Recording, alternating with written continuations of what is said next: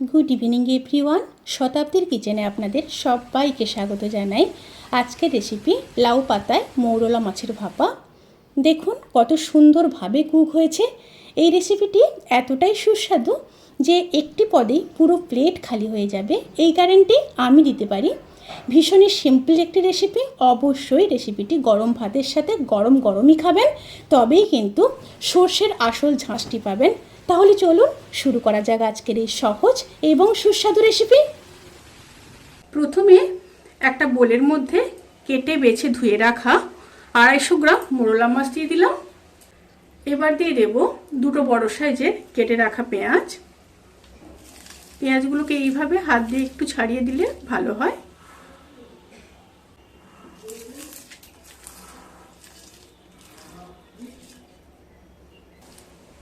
এবার দিয়ে দেব পরিমাণ মতো লবণ, হাফ চামচ লঙ্কার গুঁড়ো। এখানে লঙ্কার পরিমাণটা আপনারা কমাতে কিংবা বাড়াতে পারেন। আর দিয়ে দেব 1 চামচ হলুদ গুঁড়ো, খুব সামান্য চিনি টেস্ট ব্যালেন্স করার জন্য। আপনারা যদি না চান তাহলে কিন্তু স্কিপ করতে পারেন। খুব সামান্য লেবুর রস, সর্ষে বাটা দিয়ে দেব 4 চামচ। এখানে আমি কালো সর্ষে বেটে নিয়েছি। এই রেসিপির ক্ষেত্রে চেষ্টা করবেন কালো সর্ষে দেওয়া। আর সর্ষে বাটার সময় খুবই সামান্য লবণ আর একটা কাঁচা লঙ্কা দিয়ে বেটে নিয়েছিলাম। আর দিয়ে দেব 3 চামচ মতো সর্ষের তেল দিয়ে খুব ভালোভাবে মিশিয়ে নেব। খুব ভালোভাবে মিশিয়ে নিয়েছি।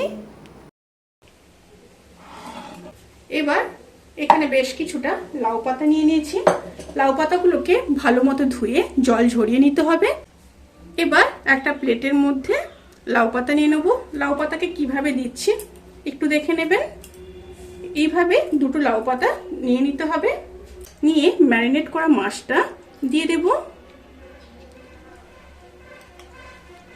প্রায় 2 চামচ মতো দিলাম।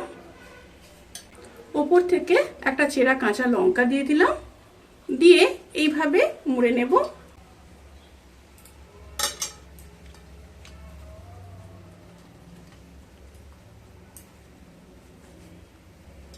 এইভাবে মুড়ে নিতে হবে। নিয়ে এইভাবে উল্টো করে রেখে দিতে হবে। এইভাবে আবারও একটা দেখিয়ে দিচ্ছি। দুটো লাউ পাতা দিয়ে করবেন, তাতে করে আর কিন্তু বেরিয়ে যাওয়ার কোনো সম্ভাবনা থাকবে না।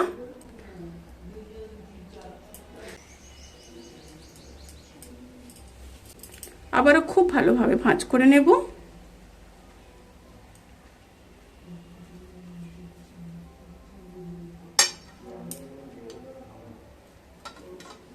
এইভাবে খুব সুন্দর করে ভাঁজটা করে নিতে হবে। লক্ষ্য রাখতে হবে ভেতর থেকে যেন মাছটা বেরিয়ে না আসে। এইভাবে সমস্ত রেডি করে নেব। সমস্ত পাতার মধ্যে এইভাবে পুরগুলোকে ঢুকিয়ে রেডি করে নিয়েছি। এবার চলুন মূল রান্নায় ফেরা যাক। এবার প্যানের মধ্যে সর্ষের তেল দিয়ে দেব।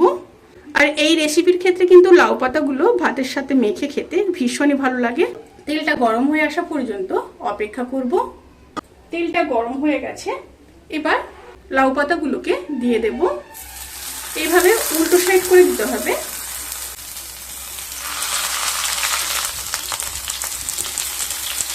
এবার মিডিয়াম স্টিমে ঢাকা দিয়ে 5 থেকে 7 মিনিট একটা সাইড হতে দেব। এবার খুব সাবধানে উল্টে দেব। খুব সাবধানে কিন্তু উল্টাতে হবে।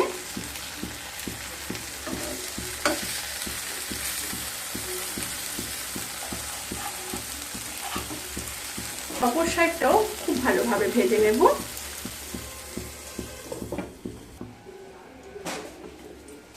দেখুন দুটো সাইড কিন্তু খুব ভালোভাবে ফ্রাই হয়ে গেছে।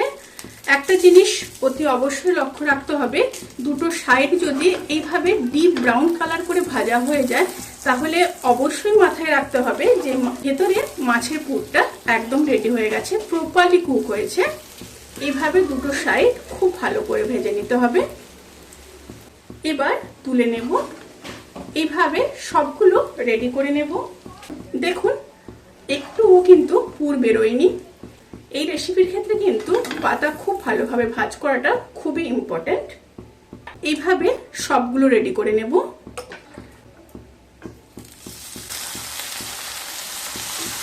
রেসিপিটি কেমন লাগলো প্লিজ কমেন্ট করে জানাতে কিন্তু ভুলবেন না।